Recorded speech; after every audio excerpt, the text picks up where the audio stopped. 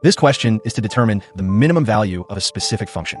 Please subscribe to our YouTube channel Math Tutor 8285. Your subscription fuels the passion. Let's grow together. Copyright all rights reserved. Thank you so much. For all real numbers x, define the function f of x to be the absolute value of the quadratic expression x squared minus 4x plus 5 minus the expression x squared minus 4x plus 1. The minimum value of f of x is how much? First step, we observe the structure. We are comparing an absolute value of a quadratic with a shifted quadratic. Just as in similar problems, the trick is to determine whether the quadratic inside the absolute value can ever be negative. Then, next step, we simplify the absolute value core. The quadratic inside is x squared minus 4x plus 5.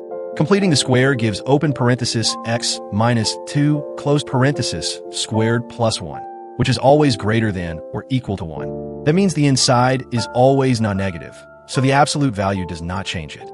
In other words, the absolute value of that quadratic is simply x squared minus 4x plus 5.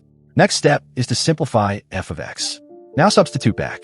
F of x equals x squared minus 4x plus 5 minus the expression x squared minus 4x plus 1.